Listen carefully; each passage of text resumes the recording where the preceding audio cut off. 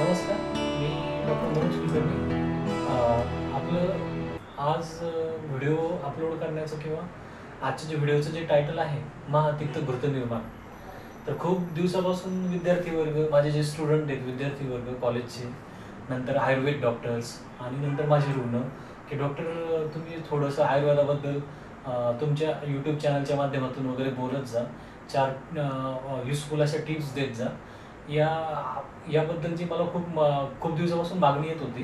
म्हणून मी माझ्या आज यूट्यूब चॅनलच्या माध्यमातून एक आयुर्वेदातले काही काही जे अंग आहेत त्या अंगांबद्दल खूप कमी लोकांना माहिती आहे, त्या अंगांबद्दल एक सांगण्याचा प्रयत्न करत आहे. तर त्याच्यातलं एक महत्त्वाचं जे अंग आहे ते म्हणजे महातिक्त घृत निर्माण. तर आयुर्वेद म्हटला की लोकांना काय माहिती असतं जनरली, गोळ्या, काढे, चूर्ण, वटिका, तेल किंवा तूप हे सगळं आलं, किंवा गोमूत्र हे सगळं आलं म्हणजे आयुर्वेद आला. असं लहानपणापासून जन्मांपासून आपण लहान मुलापासून तर म्हाताऱ्या माणसापर्यंत आपण ह्या पद्धतीनेच आयुर्वेद समजत असतो. तर त्याच्यातला एक वेगळा आणि वैद्यवर्ग किंवा आयुर्वेदिक डॉक्टर्स वापरत असलेला एक भाग म्हणजे काय तर घृतनिर्माण. तर त्यातलं महत्त्वाचं, सगळ्या घृतांमध्ये महत्त्वाचं कुठलं घृत आहे तर ते आहे महातिक्त घृतनिर्माण. त्याच्या नावातच महा आहे, म्हणजे ते मोठं असं तूप आहे, म्हणून त्याला म्हणतात महातिक्त घृत निर्माण.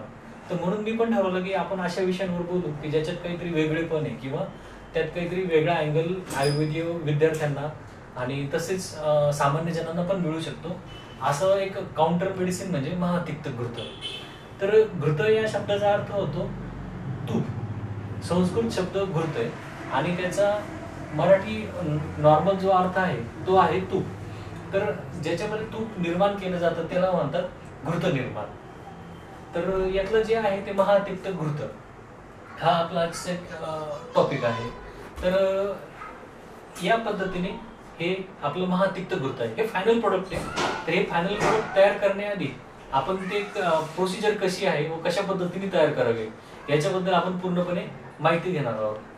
तर महातिक्त घृत करताना आपण जो रेफरन्स घेतलेला आहे तो रेफरन्स आहे अष्टांगहृदय मधला 316 पानावरचा 10वा श्लोक. तर त्याच्या रेफरन्सनुसार आपण हे महातिक्त घृत हे तयार केलेलं आहे. तर या महातिक्त घृत तयार करताना 3 प्रकारच्या गोष्टींची किंवा 3 त्याचे बेसिक कंपोनंट. पहिलं कंपोनंट जे आहे ते आहे कल्कद्रव्य. तर कल्कद्रव्यामध्ये सप्तपर्ण येतात, पटोल येतं, पाठा येतं, नंतर अजून पित्त पापडा येतो. अशा जवळजवळ 28 ते 30 कल्कद्रव्य असलेल्या चूर्ण स्वरूपातल्या वनस्पती आहेत. पहिला पाठ त्याचा तो झाला. दुसरं म्हणजे तर्जेदाल आणि छान असं पिवळं दिसणारं असं गाईचं तूप. आणि तिसरा जो पार्ट आहे तो म्हणजे आवळाचा रस, आणि तो मेन पार्ट आहे. तर आवळाचा रस, आवळा तर काय नॉर्मल सामान्यतः सगळीकडेच आवळा आढळतो, म्हणून मी महातिक्त घृत घेतलं की आवळा सगळ्या आयुर्वेद म्हणजे आवळा हे समीकरण किंवा च्यवनप्राश हे सगळ्या भारतामध्ये किंवा जगामध्ये माहिती आहे, म्हणून मी महातिक्त घृताचा टॉपिक घेतला. तर या पद्धतीने ह्या 3 गोष्टींच्या सहाय्याने आपण जे तयार करतो तूप त्याला म्हणतात महातिक्त घृत. तर आजच्या या व्हिडिओमध्ये आपण तूप कसं तयार करायचं, कारण की आयुर्वेदिक तूप कसे तयार करतात याची सामान्य जनांना किंवा विद्यार्थी वर्गाला पण माहिती नसतं. आणि त्यात महातिक्त घृतासारखं खूप वाईड रेंज असलेलं सगळ्यात मोठं असं हे औषध आहे, म्हणून मी आजचा विषय तो निवडलेला आहे. आता आपण जी रेसिपी तयार करणार आहोत महातिक्त घृताची, ती रेसिपी तयार करण्यासाठी आपण आपल्या ज्या किचन किंवा आपली जी हे आहे मिनी फार्मसी तिकडे आता आपण जाणार आहोत. आता आपण कार्यशाळेमध्ये आलो आणि आपण जी आता थिअरी पाहिली तर तिचं नेमकं प्रॅक्टिकल कसं आहे आणि ते कुठल्या पद्धतीने करायचं याचा आपण आता अनुभव घेणार आहोत.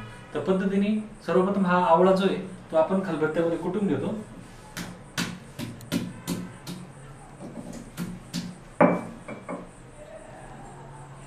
या पद्धतीने आवळ्याचं सगळ्यात मोठं बी असतं ते बी आपण बाजूला काढतो. नंतर जो हा पल्प आहे हा पल्प आपण अशा आवळ्याचा सगळा पल्प बाहेर काढतो, किंवा याचं जे बाहेर कव्हरिंग आहे ते कव्हरिंग सगळं काढतो. आणि ते कव्हरिंगच्या नंतर अशा सगळ्या आवळ्याचा आपण मिक्सरमध्ये या पद्धतीने रस काढतो. पूर्णपणे आवळ्याचा रस आहे. त्याच्यानंतर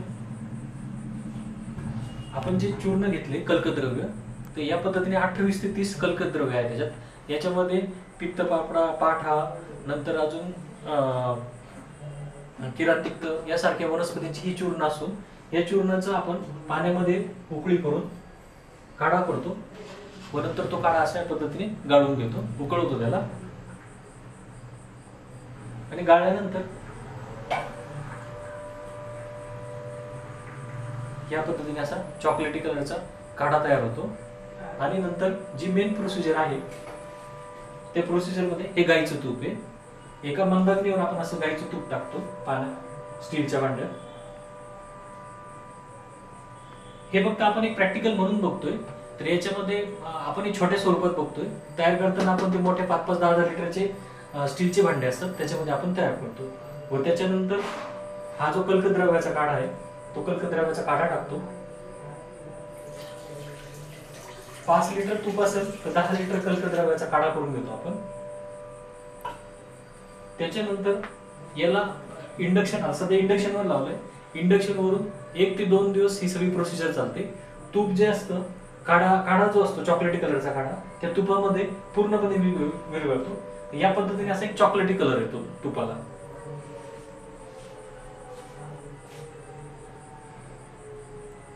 सगळा काढा टाकल्यानंतर वनस्पतींचा कलर हा चॉकलेटी असतो कल्कद्रव्याचा. आणि त्याच्यानंतर आपण याला 1 ते 2 दिवस पूर्ण बॉईल करतो. बॉईल केल्यानंतर जे तूप आहे तुपामध्ये पूर्णपणे तो काढा जो असतो तो पूर्णपणे आटवतो. तुपामध्ये काढा हा पूर्ण आटवल्यानंतर आपलं जो मेन आहे आवळ्याचा रस, हा आवळ्याचा रस आपण तुपामध्ये आटवतो.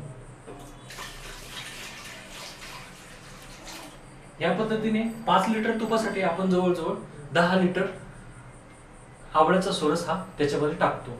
तर याच्यानंतर पातेलं पूर्णपणे भरल्यानंतर 3 ते 4 दिवस पूर्ण बॉइलिंग व्हायला, पूर्ण आटवायला वेळ जातो. आणि ते हे महातिक्त घृत तयार करायला कमीत कमी 2 ते 5 दिवस क्वांटिटीवर ते अवलंबून असतं. 5 लिटर किंवा 10 लिटर त्या क्वांटिटीनुसार तितका वेळ त्याला जास्त लागतो. एका दिवसात महातिक्त घृत हे कधीच तयार होत नाही. आणि जसं जसं आवळ्याचा रस तुपामध्ये आटत जातो तसं तसं मागे एक प्रोडक्ट मी दाखवलं होतं आपलं एंड प्रोडक्ट, तसा तसा त्याचा कलर हा हिरवा यायला लागतो, आवळा हा हिरवा असल्यामुळं. आणि त्याच्यानंतर 2 ते 3 दिवसानंतर आपलं हे फायनल प्रोडक्ट वगैरे तयार होतं. आता या पद्धतीने आपण पूर्णपणे महातिक्त घृत जे आहे त्याचा पूर्णपणे निर्माण विधी आपण आतापर्यंत पाहिलेला आहे. आता पुढच्या व्हिडिओमध्ये किंवा पुढच्या याच्यामध्ये आपण पुढच्या एपिसोडमध्ये आपण त्या तुपाचा कुठं आणि कुठल्या आजारांवर कशा पद्धतीने उपयोग होतो तर याचा आपण पुढच्या एपिसोडमध्ये नक्कीच त्याच्याबद्दल पूर्णपणे माहिती देतो. औषध तयार करणं हा एक पार्ट असतो आणि तयार झालेलं औषध पेशंटवर वापरून त्याचे रिझल्ट देणं हा त्याचा मेन आणि सगळ्यात महत्त्वाचा पार्ट असतो. त्याच्याविषयी मी पुढचे 10 ते 12 वर्षाचे जे माझे प्रॅक्टिस अनुभव आहे त्याच्यानुसार मी ते पुढच्या एपिसोडमध्ये सांगेन. आणि त्यात फक्त एकच सांगतो, तूप तयार झालं की समजा आपल्याला फायनल प्रोडक्ट आहे तूप तयार झालं तर कापूस घ्यायचा, कापूस ह्या तुपामध्ये बुडवायचा आणि नंतर गॅसवर वगैरे ती वाट ठेवली असता जर त्याच्यातून चटचट आवाज आला तर आपल्या तुपामध्ये पाण्याचा अंश आहे असा अर्थ होतो. आणि जर त्या तुपातून वास नाही आला तर समजायचं आपलं म्हणजे त्यात पाण्याचा अंश नाहीये. मग ती वाट जशी पंती पेटते तशी ती वाट जर पूर्ण पेटली तर आपलं तूप हे तयार झाले हा त्याचा पूर्णपणे अर्थ होतो. तर या पद्धतीने नंतर दुसरा म्हणजे त्याचा हिरवा कलर येतो. नंतर आवळ्याचा एक टिपिकल जो वास येतो तो त्या तुपाचा वास येतो. आणि नंतर जे तूप तयार झालं तर त्याची फेन शांती म्हणजे त्या तुपावर उकळताना कुठल्याही प्रकारचा फेस नको यायला. जर फेस नाही आला तर आपलं तूप हे फायनल प्रोडक्ट म्हणून आपण पेशंटला वापरायला मोकळे झालो किंवा आपण गुण द्यायला मोकळे झालो हा त्याचा दुसरा अर्थ होतो. या पद्धतीने आपण आज याविषयी माहिती पाहिलेली आहे. पुढच्या एपिसोडमध्ये आपण ह्या तुपाचा कुठं कसा वापर करायचा याच्याविषयी माहिती देईल. एवढं बोलून मी माझं आजचं जे व्हिडिओ आहे तो संपवतो. धन्यवाद.